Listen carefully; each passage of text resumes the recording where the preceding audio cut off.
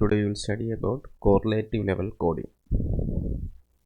So in the previous lecture we have seen what intersymbol interference is, how it is affecting our baseband transmission, and the methods to avoid intersymbol interference. So we have studied two methods. One was using an ideal Nyquist channel. So there is a Nyquist distortionless. There is a Nyquist criteria for distortionless transmission. So based on that, we have seen that if we are using a sync pulse, then we can have 0 ISI, and also we can have the theoretical maximum signal rate of 2W symbols per second. But the issue with this sync pulse is that this sync pulse is in frequency domain, it is a rectangular function. So it is practically impossible to have a filter with frequency response as a rectangular function or an ideal rectangular function. So sync pulse can't be used practically. The impulse response, a filter with an impulse response as sync pulse, it can't be realized practically. So we have seen that instead of going for the maximum signal rate of 2W symbols per second, so we will look into the signal rate. We will compromise on the bandwidth. That is, the signal rate reduces to somewhere between W and 2W symbols per second, and based on that we have seen that we can use a pulse called raised cosine pulse. So it can be realized practically, but the issue is it is not bandwidth efficient. Okay. Now here we will see correlative level coding. So ISA, when generated in an uncontrolled manner, it is an undesirable phenomenon, we have already seen. But ISA may become a friend if it is added to the transmitted signal in a controlled manner. So in correlative level coding, we are adding ISI or intersymbol interference, but in a controlled manner. So the idea is like this: if a signal of bandwidth W can be distorted, so this is our Nyquist theorem. A signal of bandwidth W can be transmitted using its samples with sampling rate greater than or equal to 2W. That is our sampling theorem. Now in a channel with bandwidth WHz, the theoretical maximum signal rate is 2W symbols per second. So that is what we derived in the previous lecture. That is the maximum signal rate possible for distortionless transmission is for a channel with the bandwidth W is 2W symbols per second, and that too if we use an ideal Nyquist channel. Okay. So we have proved this also in the previous lecture.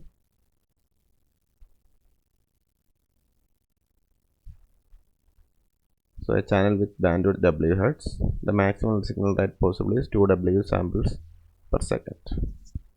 Now in correlate, why we are using correlative level coding, or why we are intentionally adding ISI? So answer is to have better bandwidth efficiency. So I have already told, ideal Nyquist pulse shaping is efficient, but it cannot be realized practically. But raised cosine pulse shaping is realizable, but it is bandwidth inefficient. So the idea of correlative coding is by adding ISI to the transmitted symbols in a controlled manner, we can achieve the Nyquist rate of 2W samples per second in a channel bandwidth of WHz. So നമുക്ക് ചാനലിൻ്റെ bandwidth WHz ആണ്.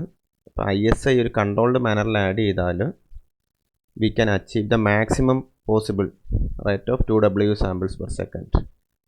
That is the maximum possible. W equal to RB by 2, where RB is the rate. RB is 1 by 2 TB. Sorry, RB is 1 by TB. We have seen it already.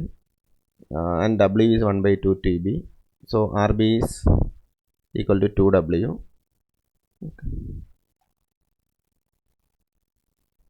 So the maximum possible rate can be achieved in a channel bandwidth of WHz if we add ISI in a controlled manner. So it is called correlative level coding or partial response signaling.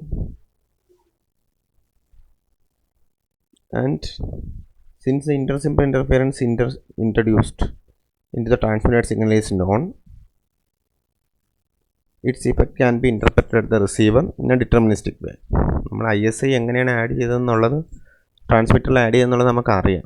അപ്പോൾ അത് deterministic ആയിട്ട് തന്നെ അതിൻ്റെ effect റിസീവറിൽ നമുക്ക്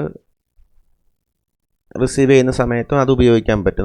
നമ്മൾ തന്നെയാണ് add ചെയ്തത്. അപ്പോൾ കൺട്രോൾഡ് മാനർ ആയത് കാരണം അവിടെ വേറെ റാൻഡംനെസ് ഒന്നുമില്ല. അത് നമുക്ക് ഡീകോഡ് ചെയ്യാൻ നേരത്ത് വേറെ ബുദ്ധിമുട്ടൊന്നുമില്ല.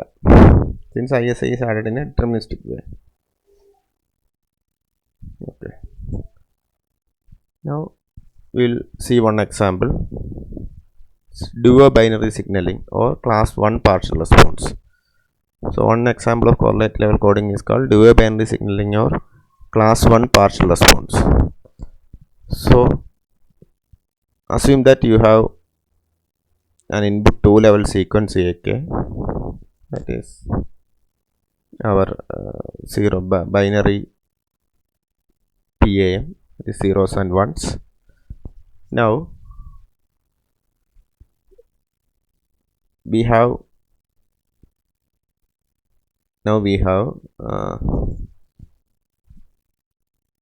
a delay element here, so which brings a delay TB, and there is a summer. So the output of this summer is actually AK plus AK minus 1. So this combination is called as the duo binary filter, and it is connected to an ideal Nyquist channel H Nyquist of F. So this whole filter is represented as filter HI of F, and it is sampled at t equal to KTB to get the output sequence CK. So AK is plus 1 if symbol BK is 1, and AK is minus 1 if symbol BK is 0. And we have studied it in the last lecture. PAM, this is the PAM where BK എന്ന് പറയുന്നത് 0 1 മിൻ്റെയും കോമ്പിനേഷനാണ്, binary PAM ആണ്. അപ്പോൾ AK എന്ന് വെച്ചാൽ ആ PAM modulate ചെയ്ത് രണ്ട് വാല്യൂയിലേക്ക് മാറ്റും. 1 ആണെങ്കിൽ 1 തന്നെ, 0 ആണെങ്കിൽ -1ലേക്ക് മാറ്റും. എന്നിട്ട് നമ്മൾ ഡ്യുവോ ബൈനറി ചെയ്യാനായിട്ട് ആദ്യം തന്നെ ഒരു ടൈം തൊട്ട് മുന്നത്തെ AK സിമ്പിളിനെയും ഇപ്പോൾ സിമ്പിളും കൂടെ ആഡ് ചെയ്യും. എന്നിട്ട് അതിനെയാണ് ഐഡിയൽ നൈക്വിസ്റ്റ് ചാനലിൽ കൂടെ കടത്തിവിടുന്നത്. അപ്പോൾ ഇതിൻ്റെ എല്ലാം കൂടെ ഈ ഫിൽട്ടർ HI of Fൻ്റെ ഇമ്പൾസ് റെസ്പോൺസ് നമ്മൾ അല്ലെങ്കിൽ ഫ്രീക്വൻസി റെസ്പോൺസ് നമ്മളിപ്പോൾ ഡിറൈവ് ചെയ്യും. ഓക്കെ, അപ്പോൾ നമുക്ക് മനസ്സിലായത് കൊണ്ടുള്ള അഡ്വാൻറ്റേജ് എന്താണ്. So you consider H duo binary of F alone. So this is one direct connection plus one delay. So in frequency response it is 1 plus e raised to minus j 2 pi f TB, because delay in frequency is single delay of TB in frequency is e raised to minus j 2 pi f TB. So see, now you can see that CK is AK plus AK minus 1, or AK is 1, AKs are 1 and minus 1, so CK can take 3 levels, -2, 0 and +2. Now the overall transfer function of the system is thus the multiplication of these two, this H duo binary of F into H Nyquist of F. So H Nyquist of F into 1 plus e raised to minus j 2 pi f TB. So I can write it like this. I am expanding this, and by rearranging and doing some mathematical manipulations I will get it as 2 into H Nyquist of F cos pi f TB e raised to minus j pi f TB. Now H Nyquist of F is given as we have already seen. So it is 1 for mod of less than or equal to 1 by 2 TB, 0 otherwise. We have seen it in the last lecture. So we will, it was a 1 by 2 W. We'll remove the scaling factors. So h n equals to f is 1, considered to be 1 if mod of less than or equal to 1 by 2 TB, 0 otherwise. So substituting that, you'll get the frequency response of this duo binary filter or this whole combination as 2 cos pi f TB e raised to minus a pi f TB for mod of less than or equal to 1 by 2 TB, 0 otherwise. Now we will plot this. So this is hi of f. So we can see that its bandwidth is 1 by 2 TB, and this is unlike a sync pulse. This is realizable. There are no sharp edges, or there are no abrupt changes, so it is practically realizable, and this has a linear phase also.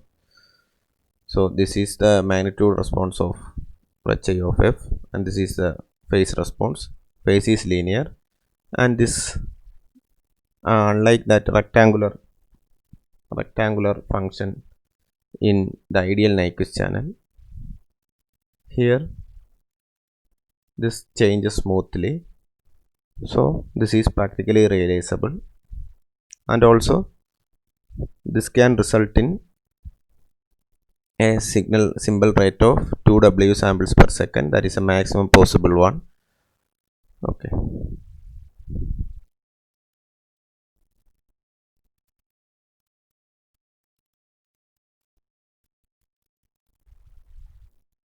Now we will find the inverse or the impulse response. We have seen the frequency response of this. Now we will see the impulse response. So hi of f is h Nyquist of f into 1 plus e raised to, so h Nyquist of f plus h Nyquist of f into e raised to minus j 2 pi f TB.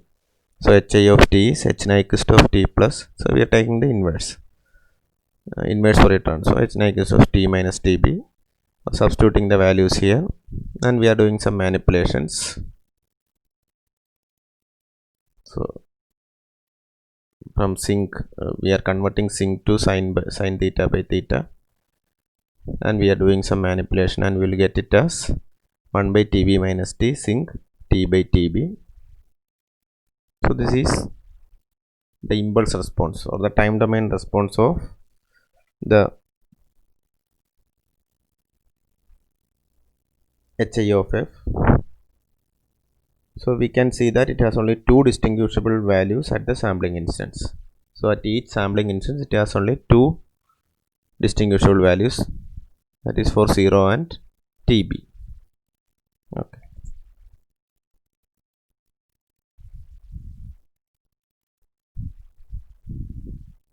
And we can see that the response of a single pulse. So this is called partial response signaling, because a response of a single pulse, it is spread over more than one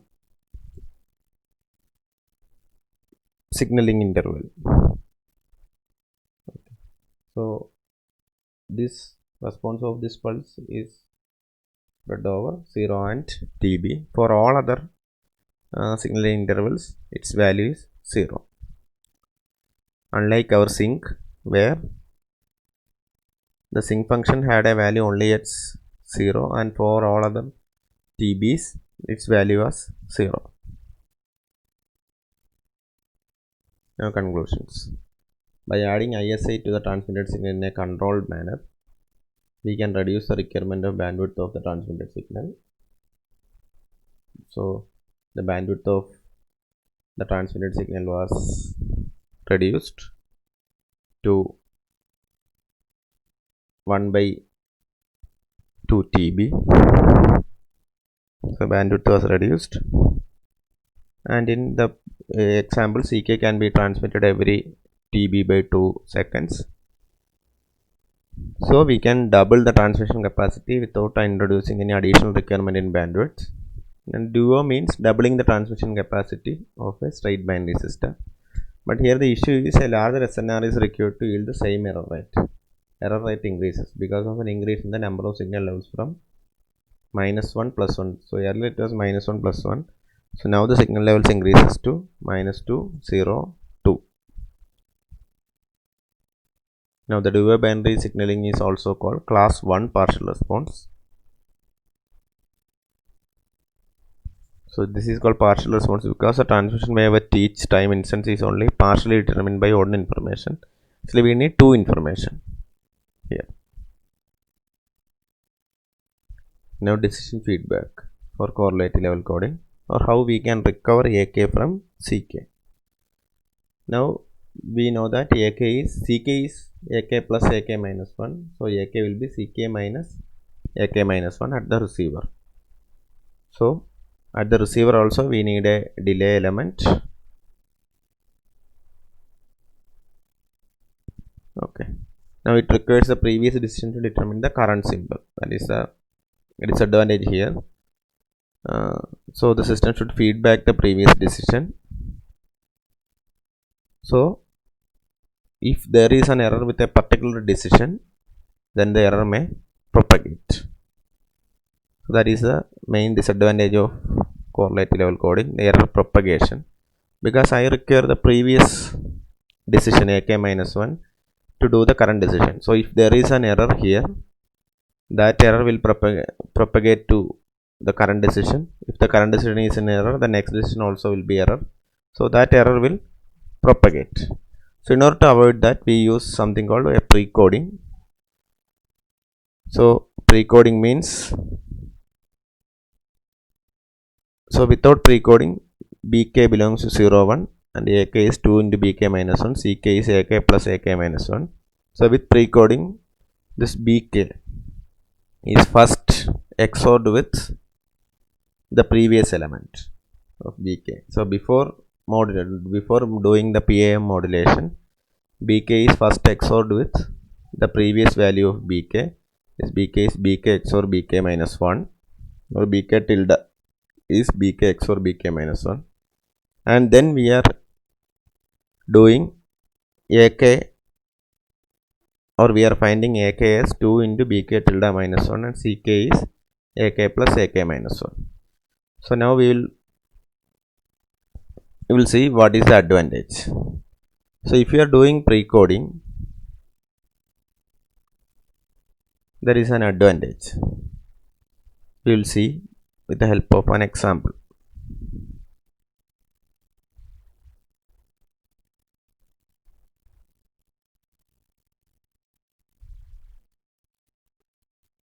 So we'll see the example the next slide. So in the decision device, the decision is taken like this: if BK equal to 1 if modulus of CK is less than 1, and BK equal to 0 if modulus of CK is greater than 1.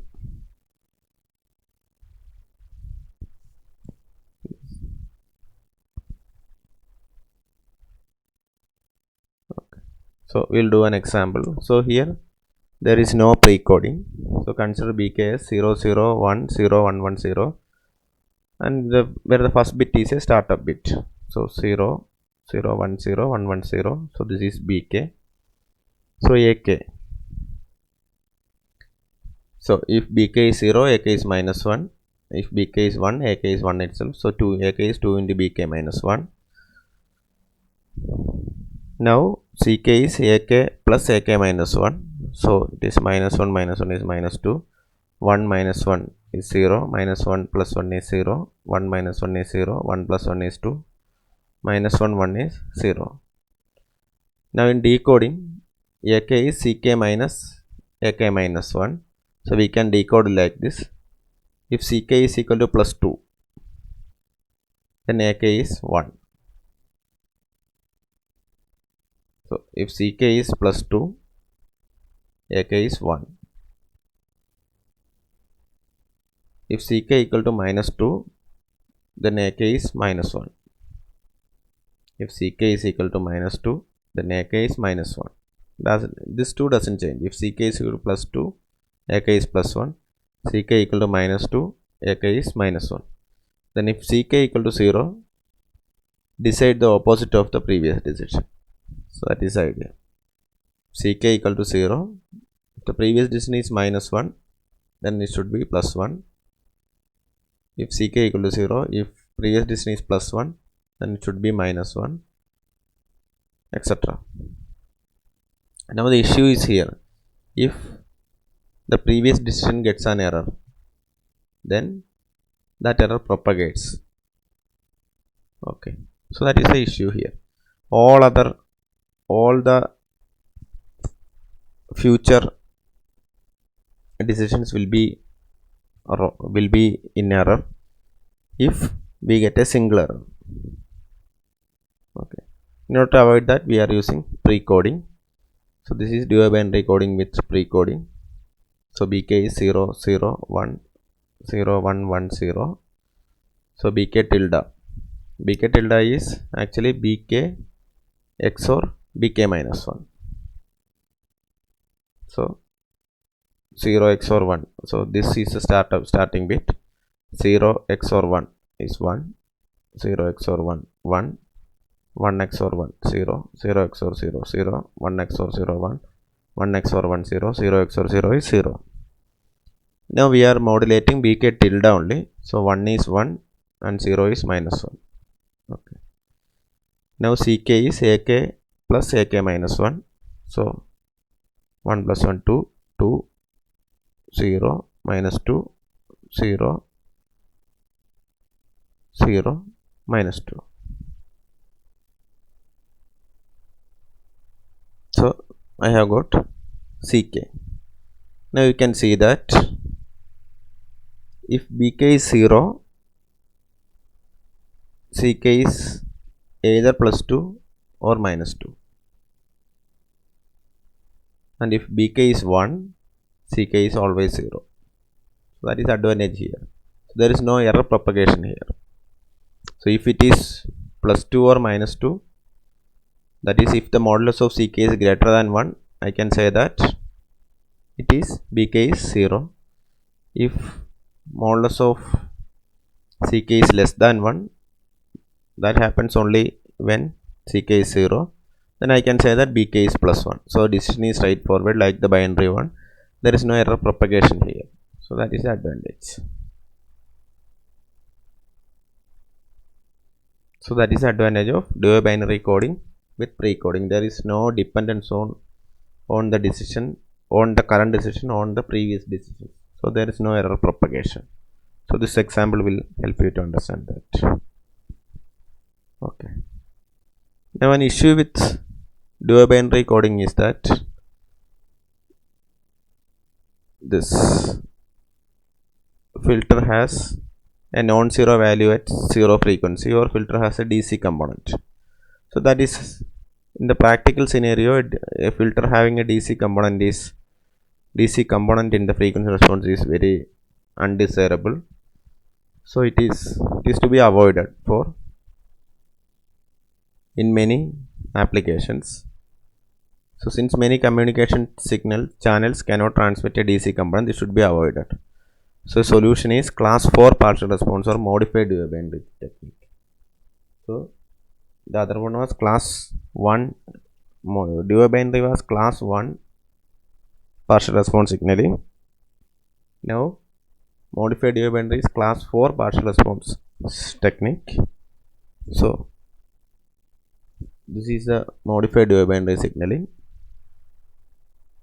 with pre-coding. So first our input bit bk, so here there is delay of 2.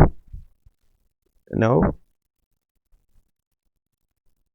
we have an intermediate signal which is bk XORed with bk minus 2 or dk minus 2. So bk tilde is bk XORed with bk minus 2, and then we are modulating that. So നേരത്തെ ആണെങ്കിൽ നമ്മൾ ഒരെണ്ണം മുന്നത്തെ വെച്ചായിരുന്നു XOR ചെയ്യുന്നത് pre കോഡിങ്ങിൽ. ഇത് 2 delay ഉള്ളത് വെച്ച് എക്സോർ ചെയ്യണം. എന്നിട്ട് അതിന് we will be doing PAM modulation or binary PAM modulation. but that is ak equal to 2 into bk tilde minus 1. So 1 becomes 1 remains as 1 and 0 becomes minus 1. This PAM modulation. And we have this modified dual binary filter. Here the changes are delay is 2 TB. So 2 delay undu. 2 sampling instance delay undu. And also here it is minus. CK is AK minus 2. The rest are the same. So this is modified dual binary signal. Now we will try to find the modified, find the frequency response of this filter and see whether we can avoid the disadvantage of or dual binary filter, that is having a DC component. So H4 of F, that is, this is the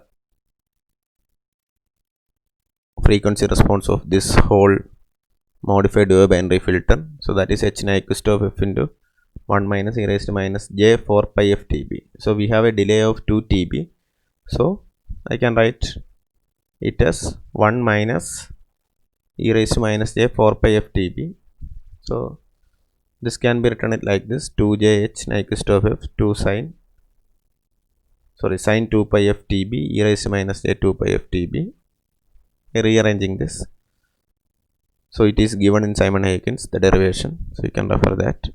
Then HIV of f equal to 2j sine 2 pi f TB e raised to minus j 2 pi f TB. We are substituting for h Nyquist of f, and the inverse Fourier transform, that is this is frequency response. The impulse response of the filter is sine pi t by TB by pi t by TB minus sine pi into t minus 2 TB by TB by pi into t minus 2 TB by TB. So after rearranging you will get it like this, and I have plotted it. So this is the frequency response or magnitude response. So you can see that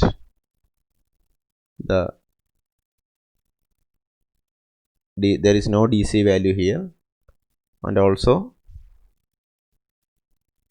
the bandwidth remains the same, that is 1 by 2 TB. So we can have a signaling rate of 2W samples per second. So 1 by 2 TB is RB by 2. So we can have, as in the ideal case, we can have a signaling rate of 2W samples per second, and this is the impulse response plotted. Plotting this signal, you'll get it like this. So this have distinct values at 0 and 2 TB. So actually the distinct values exist at 0 and 2 0 and after 2 sampling durations. For all other TBs its value is 0. So that was what the ISI or control ISI design that we did at the beginning.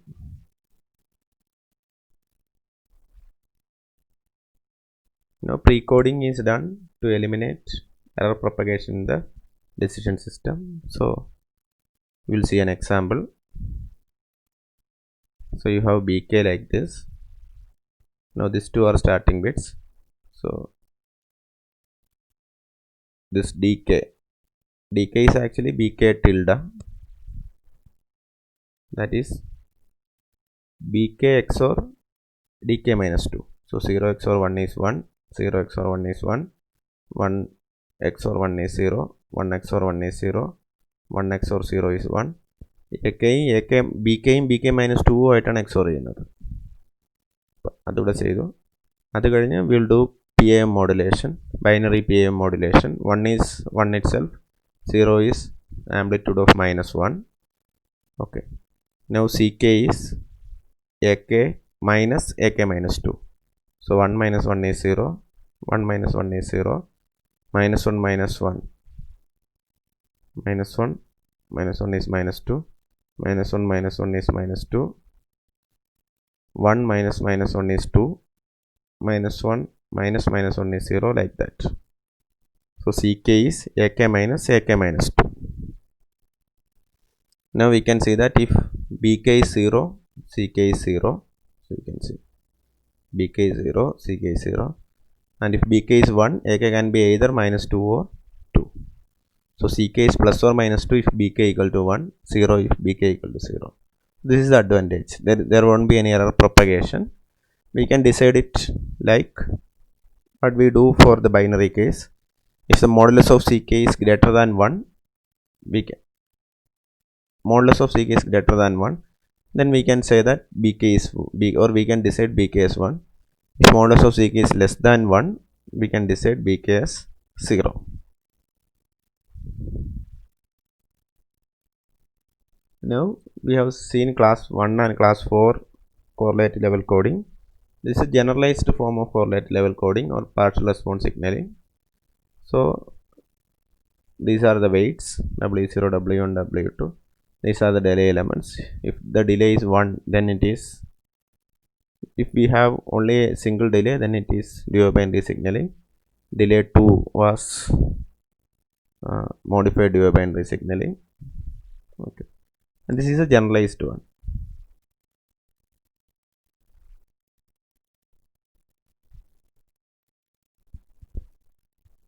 So class 4, these are the class 1, class 2, class 3, class 4, class 5, and these are the weights.